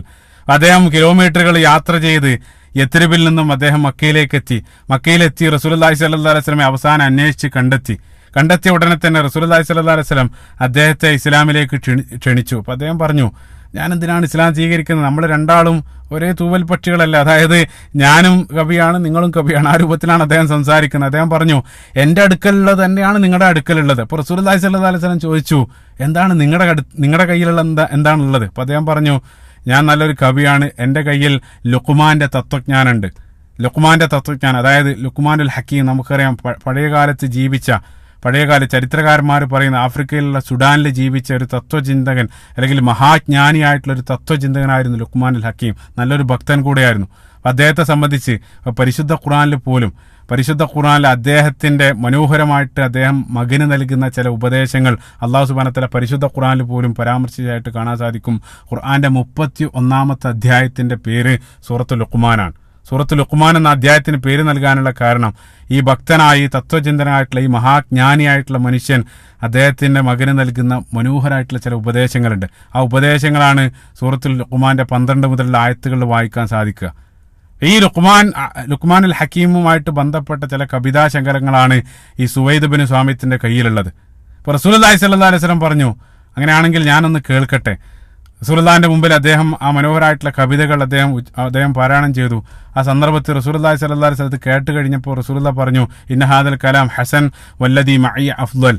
നിങ്ങൾ ഈ പറഞ്ഞ, അതായത് എൻ്റെ മുമ്പിൽ നിങ്ങൾ ഇത്രയും നേരം പാരായണം ചെയ്ത അത് ഉത്തമമാണ്, പക്ഷേ എൻ്റെ കയ്യിലുള്ളത് അതിനേക്കാൾ അഫ്ളലാണ്, അതിനേക്കാൾ ശ്രേഷ്ഠമായിട്ടുള്ളതാണ് എൻ്റെ കയ്യിലുള്ളത്. അപ്പൊ സുവൈദ് ബിൻ സ്വാമിത്ത് അദ്ദേഹം ചോദിച്ചു, എന്താണ് നിങ്ങളുടെ കയ്യിലുള്ളത്? റസൂലുള്ളാഹി സ്വല്ലല്ലാഹു അലൈഹി വസല്ലം പറഞ്ഞു, എൻ്റെ കയ്യിലുള്ളത് കവിതയൊന്നുമല്ല, എൻ്റെ കയ്യിൽ അല്ലാഹു സുബ്ഹാനഹു വ തആല നൽകിയ ഖുർആൻ അൻസലഹുല്ലാ ഫീഹാ ഹുദം വനൂർ. അല്ലാഹു സുബ്ഹാനഹു വ തആല നൽകിയ ആ ഖുർആനാണ് എൻ്റെ കയ്യിലുള്ളത്, അതിൽ മാർഗദർശനവും പ്രകാശം എല്ലാം ഉണ്ട്. അപ്പോൾ സുവൈദ് ബിൻ സ്വാമിത്ത് അദ്ദേഹം അത്ഭുതത്തോടു കൂടെ പറഞ്ഞു, അങ്ങനെയാണെങ്കിൽ ഞാനത് കേൾക്കട്ടെ. റസൂലുള്ളാഹി സ്വല്ലല്ലാഹു അലൈഹി വസല്ലം അതിമനോഹരമായിട്ടുള്ള റസൂലുള്ളാഹിന്റെ സ്വരത്തിൽ ആ പരിശുദ്ധ ഖുർആൻ പാരായണം ചെയ്ത് അദ്ദേഹത്തെ കേൾപ്പിച്ചു. കേട്ട സന്ദർഭത്തിൽ അത് വല്ലാതെ അദ്ദേഹത്തെ ആകർഷിച്ചു. അദ്ദേഹത്തിന് പിന്നീട് യാതൊന്നും പറയാനില്ലാത്ത വിധം അദ്ദേഹം അദ്ദേഹം അവിടെ അത്ഭുതപ്പെട്ട് അവിടെ നിന്നു. അവസാനം ആ പോയിന്റിൽ അദ്ദേഹം ഇസ്ലാം സ്വീകരിച്ചുകൊണ്ട് യത്രിബിലേക്ക് അദ്ദേഹം മടങ്ങി. ഏറെ കഴിയും മുമ്പ് ആ ബുആസ് യുദ്ധത്തിൽ അദ്ദേഹം അവിടെ വെച്ചുകൊണ്ട് മരണപ്പെടുകയും ചെയ്തു എന്നുള്ള സുബ്ഹാനല്ലാഹ്. സീറത്ത് ഇബ്നു ഹിശാമിൽ അദ്ദേഹം ഉദ്ധരിക്കുന്ന സംഭവമാണ്. അതാണ് ഒരാൾ സുവൈദ് ബിൻ സ്വാമിത്ത്. അതേപോലെ തന്നെ മറ്റൊരാള് ഇയാസ് ബിൻ മുആദ് എന്നറിയപ്പെടുന്ന മറ്റൊരു വ്യക്തി. അദ്ദേഹവും യത്രിബുകാരനാണ്, നേരത്തെ തന്നെ ഇസ്ലാമിലേക്ക് കടന്നു വരുന്ന വ്യക്തിയാണ്. അദ്ദേഹം ഇസ്ലാം സ്വീകരിച്ചതിന്റെ പിന്നിലുള്ള ചരിത്രം, അദ്ദേഹം ഔസ് ഗോത്രക്കാരനാണ്, ഖസ്റജ് അല്ല ഔസ് ഗോത്രക്കാരനാണ്. അപ്പൊ ഔസും ഖസ്റജും തമ്മിൽ ഈ ബുആസ് യുദ്ധം ആരംഭിച്ച സന്ദർഭത്തിൽ ഞാൻ നേരത്തെ പറഞ്ഞിരുന്നു, ഔസ് എന്നുള്ളത് ചെറിയ ഗോത്രാണ്. അപ്പൊ ഖസ്റജിനെതിരെ തങ്ങളെ സഹായിക്കണമെന്ന് അപേക്ഷിക്കാൻ വേണ്ടി ഔസ് ഗോത്രത്തിനുള്ളൊരു സംഘം മക്കയിലേക്ക് എത്തുകയാണ്. ഖുറൈശികളോട് സഹായം അഭ്യർത്ഥിക്കാൻ വേണ്ടി ഔസുകാർ മക്കയിലെത്തിയ സന്ദർഭത്തിൽ ആ സംഘത്തെ റസൂലുള്ളാഹി സ്വല്ലല്ലാഹു അലൈഹി വസല്ലം പോയി കണ്ട് സംസാരിക്കാൻ, റസൂലുള്ളാഹി അവരെ കണ്ട് വരുന്ന വഴിയിൽ റസൂലുള്ളാഹി പോയി കണ്ടിട്ട് ഇസ്ലാമിന്റെ ആ മനോഹരമായിട്ടുള്ള ആദർശം പറഞ്ഞുകൊണ്ട് അവരെ അതിലേക്ക് ക്ഷണിച്ചു.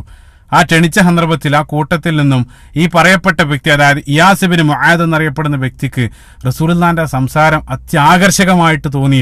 അദ്ദേഹം അത് കേട്ട ഉടനെ തന്നെ അദ്ദേഹം അവരുടെ ആ വന്ന ആ സംഘത്തിൽ അവരുടെ ഗോത്ര തലവനോട് അദ്ദേഹം പറഞ്ഞു ഹാദാ വല്ലാഹി ഖൈറു മിമ്മാ ജിഅ്തു ലഹു. അതായത് നമ്മളിവിടെ വന്ന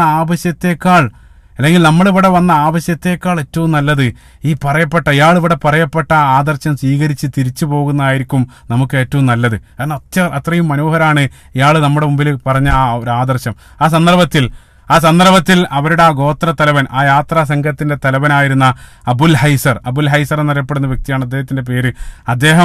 അദ്ദേഹത്തിന് അത് ഇഷ്ടപ്പെട്ടില്ല. അദ്ദേഹം ഉടനെ തന്നെ ക്ഷോഭിച്ചു. അദ്ദേഹം ഒരു പിടി മണ്ണെടുത്തിട്ട് ഇദ്ദേഹത്തിന്റെ മുഖത്തേക്ക് എറിഞ്ഞുകൊണ്ട് പറഞ്ഞു, മിണ്ടാതിരിക്കണം, കാരണം നമ്മൾ ഇത്രയും ദൂരം സഞ്ചരിച്ചു വന്നത് ഇതിനു വേണ്ടിയിട്ടല്ല, നമ്മൾ മറ്റൊരു ഉദ്ദേശത്തിനാണ് ഇവിടെ വന്നത്, അല്ലാതെ ഇത് സ്വീകരിക്കാൻ വേണ്ടിയല്ല വന്നതെന്ന് പറഞ്ഞുകൊണ്ട് ഈ ഇയാസ് ബിൻ മുആദിന്റെ വായ അദ്ദേഹം അടപ്പിക്കാൻ.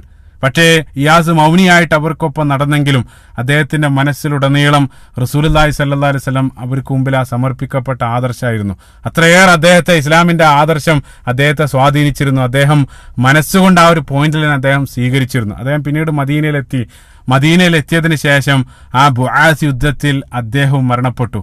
പക്ഷെ അദ്ദേഹത്തിന്റെ ഗോത്രത്തിലുള്ള ആളുകൾ, ഔസ് ഗോത്രത്തിലുള്ള ആളുകൾ പറയാണ്, അദ്ദേഹം ആ ബുആസ് യുദ്ധത്തിൽ അവസാനമായിട്ട് അദ്ദേഹത്തിന് കുത്തേറ്റ് അന്ത്യനിമിഷത്തിൽ, അതായത് മരണത്തിന് തൊട്ടുമുമ്പ് അദ്ദേഹം തക്ബീറും തസ്ബീഹും തഹ്ലീലെല്ലാം അദ്ദേഹം കലിമയെല്ലാം ഉറക്കെ വിളിച്ചു പറയുന്നതായിട്ട് ഞങ്ങൾക്ക് കേൾക്കാൻ സാധിച്ചു. അതായത് അദ്ദേഹം നേരത്തെ തന്നെ മനസ്സുകൊണ്ട് ഇസ്ലാം സ്വീകരിച്ചിരുന്നു. മരണപ്പെടുന്ന സന്ദർഭത്തിൽ അദ്ദേഹം ആ കലിമയെല്ലാം പറയുന്നതായിട്ട് ഗോത്രക്കാർ കേട്ടുവെന്നും ചരിത്ര ഗ്രന്ഥങ്ങളിൽ കാണാൻ സാധിക്കുമെന്നുള്ള. ഈ രൂപത്തിൽ രണ്ടാളുകൾ നേരത്തെ തന്നെ മദീനയിൽ വെച്ചുകൊണ്ട് ഇസ്ലാം സ്വീകരിച്ചിട്ടുണ്ട്. അതല്ലാതെ മദീനയിലേക്ക് യത്രിബിലേക്ക് ഇസ്ലാം എത്തിയിരുന്നില്ല. ഈ ഒരു സന്ദർഭത്തിലാണ് റസൂലുള്ളാഹി സ്വല്ലല്ലാഹു അലൈഹി വസല്ലം നമ്മുടെ തുടക്കത്തിലുള്ള, അതായത് കഴിഞ്ഞ ഭാഗത്ത് നമ്മൾ പറഞ്ഞ് അവസാനിപ്പിച്ച ആ പോയിന്റിലേക്ക് തിരിച്ചു വരികയാണ്. അപ്പൊ ഈ രൂപത്തിലായിരുന്നു യത്രിബ്. ആ യത്രിബിൽ നിന്നും വന്ന 6 അംഗ സംഘത്തെ റസൂലുള്ളാഹി സ്വല്ലല്ലാഹു അലൈഹി വസല്ലം ഈ ഒരു സന്ദർഭത്തിൽ ജംറത്തുൽ അഖബക്ക് സമീപം റസൂലുള്ളാഹി കണ്ടുമുട്ടുകയാണ്. നമ്മൾ പറയപ്പെട്ട ആ ഭാഗത്തിലേക്ക് തന്നെ തിരിച്ചെത്തുകയാണ്. റസൂലുള്ളാഹി ഹജ്ജ് വേളയിൽ നിരവധി ഗോത്രങ്ങളെ സമീപിച്ച് അവസാനം ജംറത്തുൽ അഖബക്ക് സമീപമുള്ള 6 അംഗ സംഘത്തിന്റെ അടുത്തേക്ക് വന്നു. അവർ യത്രിബിൽ നിന്നുള്ള ഖസ്റജ് ഗോത്രക്കാരാണെന്ന് അറിഞ്ഞ സന്ദർഭത്തിൽ റസൂലുള്ളാഹി അവരോട് ഒരല്പസമയം ഞാൻ ഇങ്ങോട്ട് സംസാരിക്കട്ടെ എന്ന് അനുമതി ചോദിച്ചു. അവർ അനുമതി നൽകിയ സന്ദർഭത്തിൽ റസൂലുള്ളാഹി അവരുടെ അടുത്തിരുന്ന് ഇസ്ലാമിന്റെ അടിസ്ഥാനപരമായിട്ടുള്ള ആ മനോഹരമായിട്ടുള്ള ആദർശം സംക്ഷിപ്തമായിട്ട് അവരുടെ മുമ്പിൽ സമർപ്പിക്കപ്പെട്ടു. അള്ളാഹു സുബ്ഹാനഹു വ തആല മാത്രമാണ് ആരാധനക്കർഹൻ, ഞാൻ അള്ളാഹു സുബ്ഹാനഹു വ തആലയുടെ പ്രവാചകനാണെന്നെല്ലാം പറഞ്ഞ് റസൂലുള്ളാഹി പരിശുദ്ധ ഖുർആന്റെ മനോഹരമായിട്ടുള്ള ചില ഭാഗങ്ങളും അവരെ പാരായണം ചെയ്ത് കേൾപ്പിച്ചു. അപ്പൊ അതെല്ലാം അത്ഭുതത്തോടു കൂടെ അവർ കേട്ടിരുന്നു. അവസാനം അത് കേട്ട് കഴിഞ്ഞപ്പോൾ 6 അംഗ സംഘത്തിൽ നിന്നും ഒരു വിഭാഗം ആളുകൾ മറ്റേ വിഭാഗക്കാരോട് പറഞ്ഞു, ഖാല ബഅ്ളുഹും ലി ബഅ്ള്, ഒരു വിഭാഗം മറ്റേ വിഭാഗത്തോട് പറഞ്ഞു, യാ ഖൗം തഅലമു വല്ലാഹി ഇന്നഹു ലനബിയ്യുൽ ലദീ തവഅദകും ബിഹി യഹൂദ്. അവർ പറഞ്ഞതാണ്, സമൂഹമേ, ഇത് നമ്മളെ ജൂതന്മാര് കാലങ്ങളായിട്ട് നമ്മളെ ഭീഷണിപ്പെടുത്തിക്കൊണ്ടിരിക്കുന്ന പ്രവാചകനായിരിക്കണം ഇദ്ദേഹം. സുബ്ഹാനല്ലാഹ്. അതായത് അവർ പെട്ടെന്ന് തിരിച്ചറിയാണ്. കാരണം ഞാൻ നേരത്തെ അതെല്ലാം വിശദീകരിച്ചിട്ടുണ്ട്, അതുകൊണ്ട് തന്നെ എളുപ്പത്തിൽ മനസ്സിലാകും. ജൂതന്മാർ കാലങ്ങളായിട്ട് നമ്മോട് പറഞ്ഞുകൊണ്ടിരിക്കുന്ന ആ പ്രവാചകനായിരിക്കണം ഇത്. അപ്പം അതുകൊണ്ട് തന്നെ നമുക്ക് മുമ്പേ അവരൊരിക്കലും അദ്ദേഹത്തെ അനുഗമിച്ച് കളയരുത്. അവർ സ്വീകരിക്കുന്നതിന് മുമ്പ് തന്നെ നമ്മളത് സ്വീകരിക്കേണ്ടതുണ്ട്. ആ രൂപത്തിൽ ബുദ്ധിശാലികളായിട്ടുള്ള അവർ ഉടനെ തന്നെ റസൂലുള്ളാഹി സ്വല്ലല്ലാഹു അലൈഹി വസല്ലമയെ അവർ സ്വീകരിക്കാൻ, അല്ലെങ്കിൽ ആ ഇസ്ലാമിന്റെ ആദർശം ഉൾക്കൊള്ളാൻ അവർ സന്നദ്ധമാവാൻ. സുബ്ഹാനല്ലാഹ്. എന്നിട്ട് അവർ റസൂലുള്ളാഹി സ്വല്ലല്ലാഹു അലൈഹി വസല്ലം അവർ പറയുകയും ചെയ്തു. പ്രത്യേകം ശ്രദ്ധിക്കുക അവരുടെ വാക്കുകൾ. അവർ പറഞ്ഞു, ഞങ്ങളെ സംബന്ധിച്ചിടത്തോളം ഒരു യുവ സമൂഹമാണ് മുന്നിലിരിക്കുന്നത്. ആ 6 അംഗ സംഘം റസൂലുള്ളാഹിനോട് പറയാണ്, ഞങ്ങളെ സംബന്ധിച്ചിടത്തോളം ഞങ്ങൾ ആഭ്യന്തര യുദ്ധം കൊണ്ട് പൊറുതിമുട്ടിയിരിക്കുകയാണ്. ഞാൻ നേരത്തെ പറഞ്ഞു ആ സാഹചര്യങ്ങളെല്ലാം. അതേപോലെ തന്നെ ഞങ്ങൾ പരസ്പരം ശത്രുതയിൽ വർത്തിക്കുന്ന ജനതയാണ്. ഒരുപക്ഷെ താങ്കളിലൂടെ അള്ളാഹു സുബ്ഹാനഹു വ തആല ഞങ്ങളെ ഒന്നിപ്പിച്ചേക്കാം. അടിവരയിടുക അവർ പറഞ്ഞ വാക്കുകൾ. ഞങ്ങൾ പരസ്പരം കാലങ്ങളായിട്ട് തമ്മിലടിച്ചുകൊണ്ടിരിക്കുകയാണ്. ഒരു പക്ഷേ ഞങ്ങളെ അള്ളാഹു സുബ്ഹാനഹു വ തആല നിങ്ങളിലൂടെ ഒന്നിപ്പിച്ചേക്കാം. ആ രൂപത്തിൽ ഒന്നിപ്പിക്കുകയാണെങ്കിൽ താങ്കളെക്കാൾ പ്രതാപശാലിയായിട്ട് മറ്റൊരാൾ ഞങ്ങൾക്ക് ഉണ്ടാവില്ല. സുബ്ഹാനല്ലാഹ്, സുബ്ഹാനല്ലാഹ്. അവർ പറഞ്ഞ വാക്കുകളാണ്. ഇതെല്ലാം പറഞ്ഞ 6 അംഗ സംഘം യത്രിബിലേക്ക് ഇസ്ലാം സ്വീകരിച്ചുകൊണ്ട് മടങ്ങിപ്പോവാൻ. സുബ്ഹാനല്ലാഹ്. ഒരു വിരോധാഭാസം അവിടെ സംഭവിക്കുന്നു നോക്കുക. അതായത് ഇത്രയും കാലം യത്രിബിലുണ്ടായിരുന്ന ജൂതന്മാർ എന്ത് കാരണം പറഞ്ഞുകൊണ്ടാണോ അവരെ ഭീഷണിപ്പെടുത്തിക്കൊണ്ടിരുന്നത്, അതേ കാരണം കടന്നു വന്ന സന്ദർഭത്തിൽ ആ ഭീഷണിപ്പെടുത്തിക്കൊണ്ടിരിക്കുന്ന ജനതയാണ് കയ്യിൽ നീട്ടി സ്വീകരിക്കുന്ന ആ വിരോധാഭാസം അവിടെ നമ്മൾ കാണാൻ. അതേ സന്ദർഭത്തിൽ അത്രയും കാലം പ്രതീക്ഷിച്ചുകൊണ്ടിരുന്ന ആ ജൂതന്മാർ റസൂലുള്ളാഹി സ്വല്ലല്ലാഹു അലൈഹി വസല്ലമയെ തള്ളിക്കളയാണ്. കാരണം അറബികളിൽ നിന്നും ആ പ്രവാചകന് വന്നുള്ള ഒരൊറ്റ കാരണത്താൽ അഹങ്കാര നിമിത്തം അവിടെ ഉണ്ടായിരുന്ന ആ ജൂതന്മാർ റസൂലുള്ളാഹിനെ നിഷേധിക്കുകയും ചെയ്യാൻ. സുബ്ഹാനല്ലാഹ്. അത് മാത്രമല്ല, ഈ ഔസും ഖസ്റജ് ഗോത്രക്കാർക്ക് ജൂതന്മാരിൽ തന്നെ നേരത്തെ തന്നെ പ്രവാചകനെ സംബന്ധിച്ചും ഈ സങ്കല്പങ്ങളെല്ലാം അവർ നേരത്തെ തന്നെ മനസ്സിലാക്കിയിരുന്നു. ആ ഒരു കാരണം, അതായത് ഈ പ്രവാചകനും വേദഗ്രന്ഥവും ഒന്നും ഇല്ലാത്തൊരു കുറവ് മാത്രമായിരുന്നു അവർക്കുണ്ടായിരുന്നത്. അത് പല സന്ദർഭത്തിൽ ഒരു അപകർഷതാബോധമായിട്ട് അവരെ വേട്ടയാടിയിരുന്നു. അതിനെ അതിജയിക്കാനുള്ള ഒരു അവസരമായിട്ട് റസൂലുള്ളാഹിന്റെ ഈ ക്ഷണം അവർ മനസ്സിലാക്കി ഉടനെ തന്നെ അത് അവർ സ്വീകരിക്കാൻ, അതിലൂടെ ഇസ്സത്ത് ലഭിക്കുമെന്ന് അവർ മനസ്സിലാക്കാൻ. സുബ്ഹാനല്ലാഹ്. ഈ 6 അംഗ സംഘം യത്രിബിലേക്ക് മടങ്ങാണ്. ഈ 6 പേരെ ഒരിക്കലും മറക്കരുത്. കാരണം അൻസാറുകളിൽ നിന്നും ആദ്യമായിട്ട് ഇസ്ലാം സ്വീകരിച്ച ബാച്ചാണ്. അതായത് അൻസാറുകളിലെ സ്വാബിഖൂനൽ അവ്വലൂൻ. 6 ആളുകളെ പ്രത്യേകമായിട്ട് അടിപൊളിയിടുക. ഒന്നാമത്തെ വ്യക്തി അസ്അദ് ബിൻ സുറാറ. അദ്ദേഹത്തിന്റെ അദ്ദേഹത്തെ വിളിപ്പേര് അബൂ ഉമാമ. അദ്ദേഹം ഖസ്റജിയാണ്, ഖസ്റജ് ഗോത്രക്കാരനാണ്. ഈ പേര് പ്രത്യേകം ഓർത്തു വെക്കുക. ഉടനെ തന്നെ വരാൻ പോകുന്ന എപ്പിസോഡുകളിൽ അദ്ദേഹത്തെ ഞാൻ വീണ്ടും ഉദ്ധരിക്കും. അതുകൊണ്ട് ഒരിക്കലും മറക്കരുത്. അസ്അദ് ബിൻ സുറാറ ഒന്നാമത്തെ വ്യക്തി. രണ്ടാമതായി റാഫി ബിൻ മാലിക്. മൂന്നാമതായിട്ട് ഉഖ്ബ ബിൻ ആമിർ, ഔഫ് ബിൻ ഹാരിസ്. അഞ്ചാമതായിട്ട് ഖുത്ബ ഇബ്ൻ ആമിർ. ആറാമതായിട്ട് ജാബിർ ഇബ്നു അബ്ദില്ല റളിയല്ലാഹു അൻഹും അജ്മഈൻ. ജാബിർ ഇബ്നു അബ്ദില്ല പ്രസിദ്ധനായിട്ടുള്ള സ്വഹാബിയാണ്. പിൻകാലഘട്ടത്തിൽ ഏറ്റവും പ്രസിദ്ധനായിട്ടുള്ള സ്വഹാബിയായിട്ട് മാറാൻ പോകുന്ന അൻസാരിയാണ് ജാബിർ ഇബ്നു അബ്ദില്ല.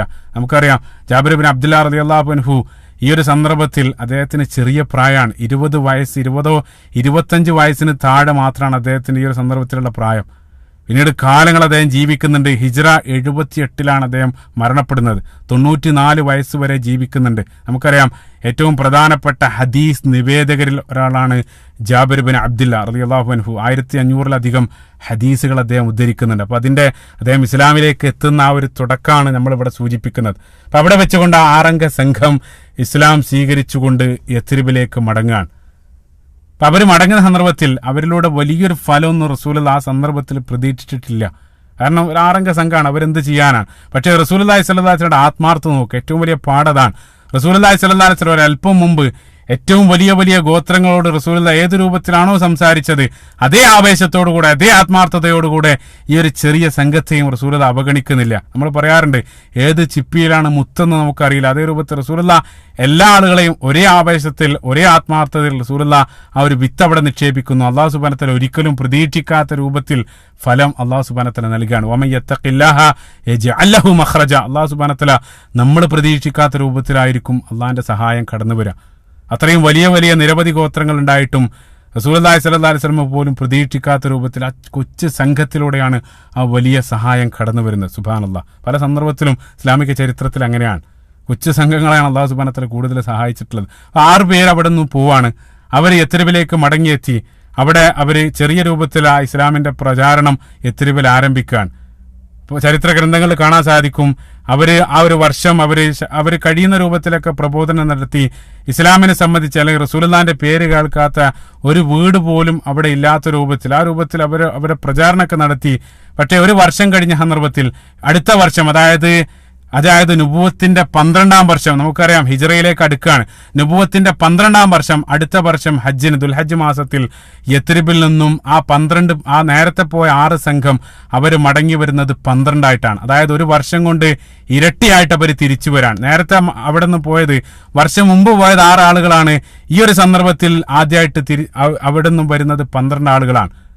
ഈ 12 ആളുകൾ അതായത് മക്കൾക്ക് പുറത്തുനിന്ന് ഇസ്ലാം സ്വീകരിക്കുന്ന ഏറ്റവും വലിയൊരു ഗ്രൂപ്പാണ്. ഈ 12 ആളുകൾ അടുത്ത വർഷം അവർ മക്കയിലേക്ക് ഹജ്ജിന് വേണ്ടി വരാൻ. ഈ 12 ആളുകൾ, അതിൽ 10 ആളുകൾ ഖസ്റജ് ഗോത്രത്തിൽ നിന്നും 2 ആളുകൾ ഔസ് ഗോത്രത്തിൽ നിന്നാണ്. സുബ്ഹാനല്ലാഹ്, എത്ര മനോഹരമാണ്. നിങ്ങൾ ചിന്തിച്ചു നോക്കുക.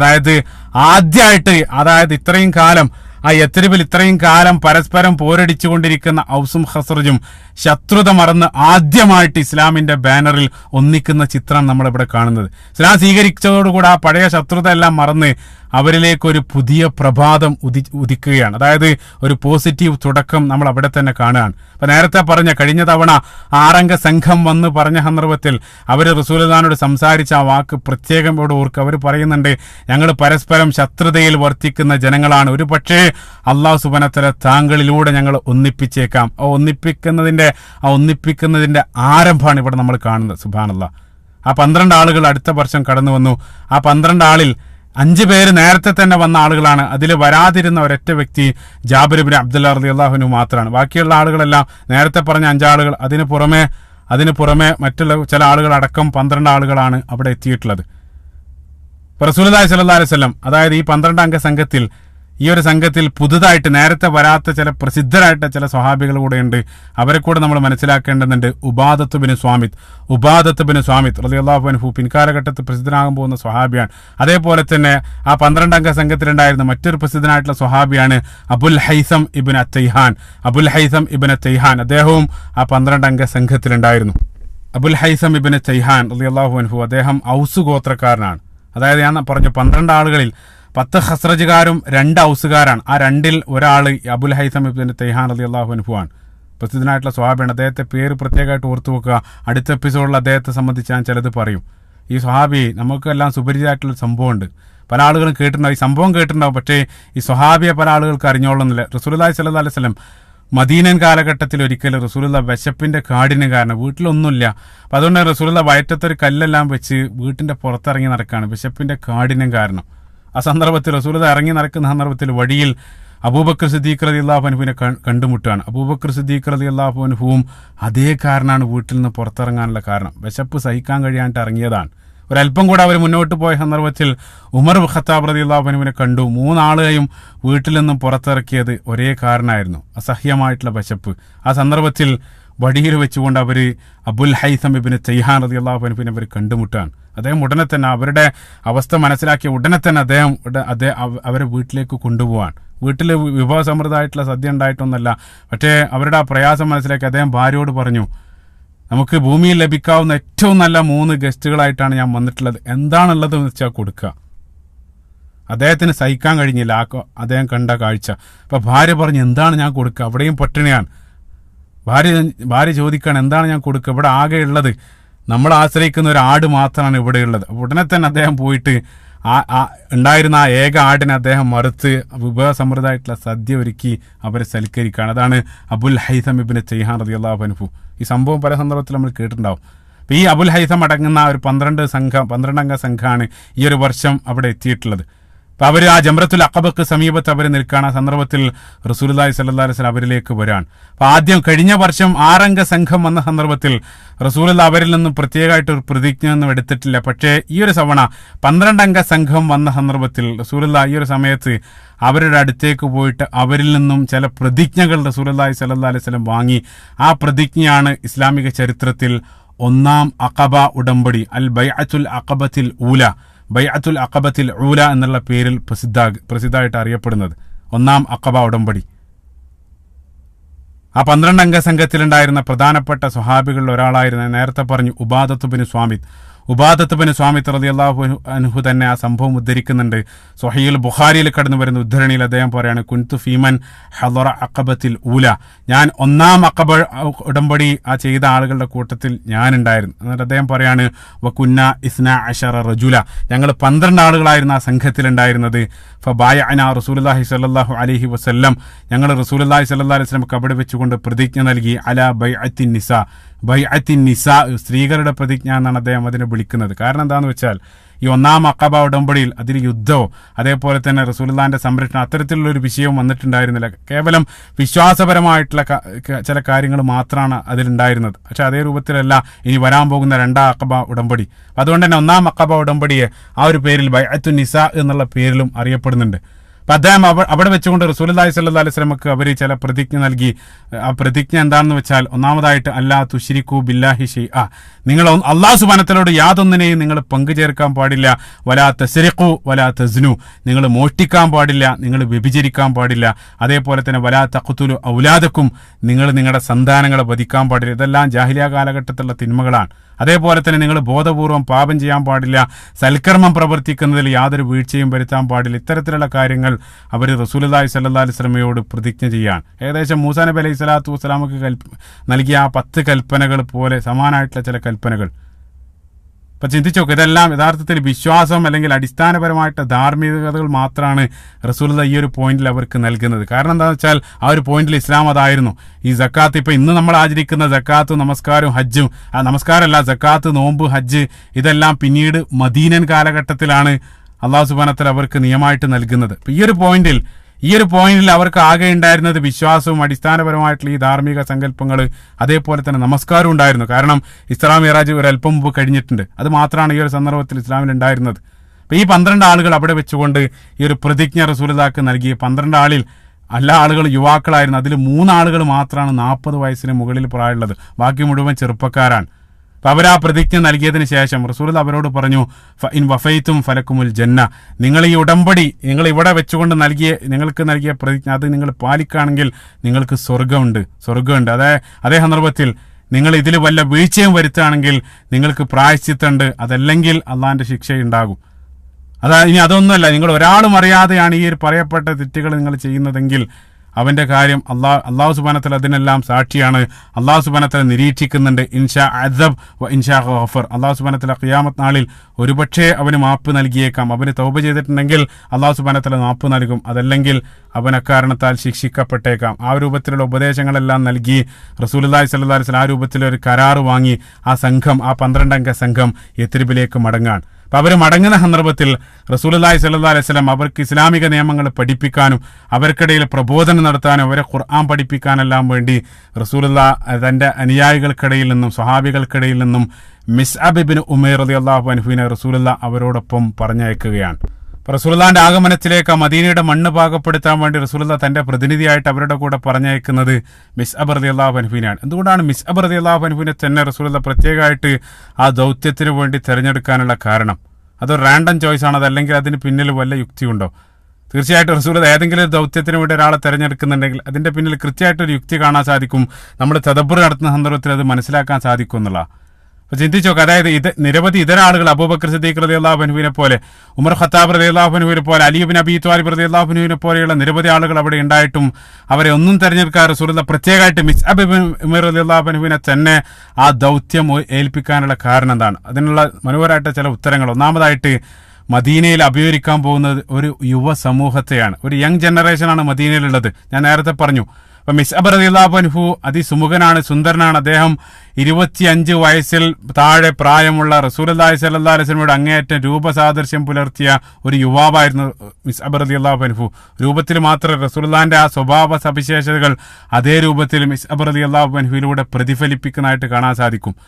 അതവിടെ പ്രതിഫലിച്ച സന്ദർഭത്തിൽ, അതായത് മദീനയിലുള്ള ആളുകൾ റസൂലുള്ളാഹി സ്വല്ലല്ലാഹു അലൈഹി വസല്ലം നിർമ്മിക്കുന്ന പ്രൊഡക്റ്റ് ഇത്രയേറെ ക്വാളിറ്റി ഉള്ളതാണെങ്കിൽ ആ പ്രൊഡ്യൂസറുടെ മഹത്വം അവർക്ക് ഊഹിക്കാൻ സാധിക്കുമായിരുന്നു. അത്രയേറെ വലിയ ക്വാളിറ്റി ആയിരുന്നു മിസ്അബ് റളിയല്ലാഹു അൻഹു അവർക്കിടയിൽ പ്രതിഫലിപ്പിച്ചത്. യഥാർത്ഥത്തിൽ നമ്മൾ മനസ്സിലാക്കേണ്ട, നമ്മൾ ജീവിച്ചുകൊണ്ടിരിക്കുന്ന നമ്മുടെ സമൂഹത്തിൽ നമ്മളും റസൂലുള്ളാഹിന്റെ പ്രതിനിധികളാണ്. മിസ്അബ് റളിയല്ലാഹു അൻഹു ഏത് രൂപത്തിലാണോ മദീനയിൽ റസൂലുള്ളാഹിനെ പ്രതിഫലിപ്പിച്ചത്, അതേ രൂപത്തിൽ നമ്മളും റസൂലുള്ളാഹിനെ നമ്മൾ ജീവിക്കുന്ന സമൂഹത്തിൽ പ്രതിഫലിപ്പിക്കേണ്ടതുണ്ട്.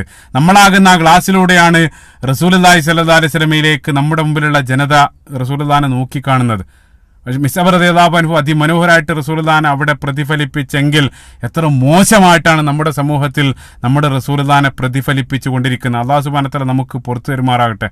അപ്പൊ മിസ്അബ് റളിയല്ലാഹു അൻഹുവിനെ എന്തുകൊണ്ട് തെരഞ്ഞെടുത്തു എന്നുള്ളതിന്റെ ഉത്തരം അത് കൃത്യമായിട്ട് ലഭിക്കണമെങ്കിൽ മിസ്അബ് റളിയല്ലാഹു അൻഹുവിന്റെ ജീവിതത്തിലൂടെ നമ്മളൊന്ന് ഓടിച്ചു പോകേണ്ടതുണ്ട്. മിസ്അബ് റളിയല്ലാഹു അൻഹു മക്കയിലെ ഏറ്റവും സുമുഖനായിട്ടുള്ള, ഏറ്റവും ആർഭാട ജീവിതം നയിച്ച, മക്കയിലെ ഏറ്റവും പരിമളമുള്ള വ്യക്തി എന്നെല്ലാം ചരിത്രകാരന്മാർ വിശേഷിപ്പിക്കപ്പെടുന്നു. അതായത് അദ്ദേഹം ഏതെങ്കിലും ഒരു സ്ഥലത്തേക്ക് വരുന്നുണ്ടെങ്കിൽ കിലോമീറ്ററുകൾക്ക് മുമ്പ് തന്നെ അദ്ദേഹത്തിന്റെ ഗന്ധം അവർക്ക് ലഭിക്കുമായിരുന്നു.